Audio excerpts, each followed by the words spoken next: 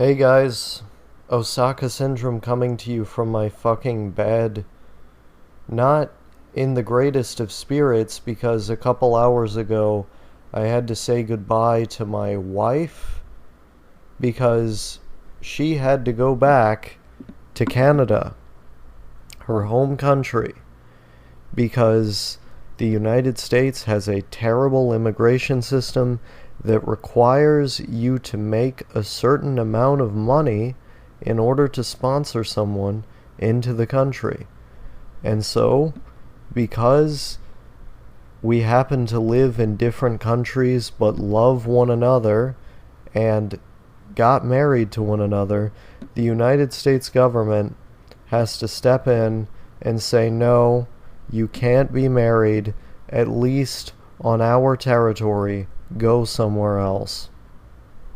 Now, the Canadian rules for immigration are not anywhere near as draconian. They do not have a minimum income requirement. But as to what's going on with all of that, it's complicated. Frankly, I don't want any of this paperwork. I don't want to have to think about the fact that I need to make over $30,000, which is frankly impossible for me now or even 3 years from now. It's not something that I can do. So I'm in between a rock and a hard place here, desperately attempting to find whatever kind of hustle that I can find. I'm thinking of getting a certification for billing insurance companies. I'm trying to figure out how all that works with courses. I'm trying to find literally anything that I can find because I cannot be away from my wife. I can't. I've been away from her so many times now.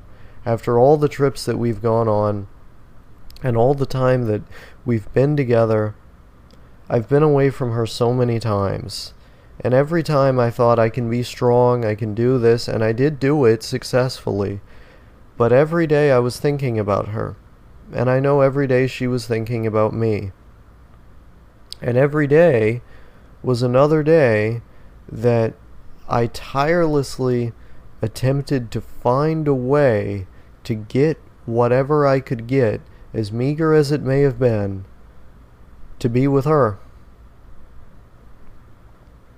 I wanted to find any possible avenue to be with her, even just for a few days, a few seconds. Everything was in pursuit of her. And now, that fact of my reality has become ever more apparent, ever more obvious, glaring right in my face. I see it so clearly that everything is about her. It's all about her. And in the midst of that, something that I already knew but not quite as clearly as I do now, I'm frantically attempting to find a solution, as I have been for months now, ever since it was made known to me, this fact of the U.S. immigration system, that I can't even live with my own wife in my own country, because apparently under $35,000 is not good enough. Apparently, if you're poor, it's a go fuck yourself kind of situation. And then they ask for such meticulous and detailed information to even prove that you're married in the first place, trying to get into your private life, which is fine. We have ample evidence. We can cart it all out. But it's like so draconian that they would even ask for so much stuff in the first place, let alone the fact that there is basically a discrimination against poor people innate to the system. And so she's gone. The 6 months that Canadians can stay in the U.S. without a visa expired, and she's gone. My wife is gone. I'm in my room by myself. I'm in my room by myself. This was our room. I slept with her here. I ate with her here oftentimes, if not in the dining room. I had sex with her here. We always had conversations every night and throughout the day here. We played video games here. We read stories to one another here. We made music here. We talked about all of our plans for the future, our lives, our pasts. Everything was here. But now she's not here. It's just me. And all I can think about is her. All I can think about is the immense happiness that she would bring me every single day. And the happiness that I feel to even know that she exists in the first place. In fact, that's the thing that's keeping me going at this point. It's not a it's over type situation. It's a it hasn't even started type situation because I can't properly live with her due to these draconian restrictions. And so being able to acknowledge that she exists and the driving force that that brings to me, the motivating force that that brings to me, is for me, has allowed me to see very clearly what it is that I have to do, which is find an avenue, take courses, do something, which is something that I've been working towards with my studying for the GED for months now. But I need to whip myself in gear. I need to be razor focused. Because if I'm not, then that's more time away from her. That's more time in which I can't be with my wife. And so the happiness that I feel when I know that she's out there, when I know that she exists alive and breathing.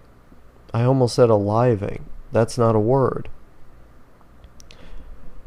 Alive and breathing. The happiness that I feel from acknowledging that is also a motivating and driving force in my life now. And it's telling me I need to get my shit together so I can have her here with me again. In our room. This is not simply my room anymore. This is our room. We did everything here. But now I'm doing everything alone.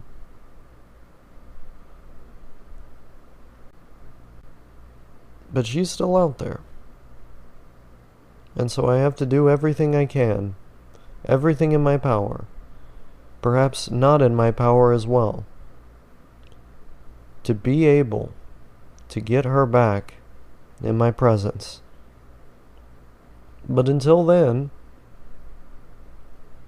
she may be gone physically, but spiritually I have her. I'm holding her in here.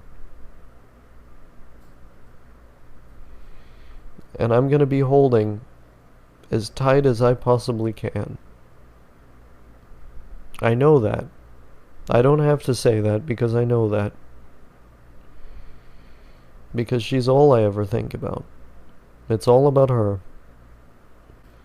If you guys think that there's like a good career for me that I can march toward a certificate for or something that would pay within the threshold that I'm talking about, I would appreciate advice on that. Let me know where I can go forward with something. Thanks. Okay, one factual error that I would like to rectify in this video, but seems kind of difficult to confirm, is the actual amount of money it would be annually. So I get conflicting sources on this. Some say 25,000, some say 35. Most I find say 25. What I actually meant was 25.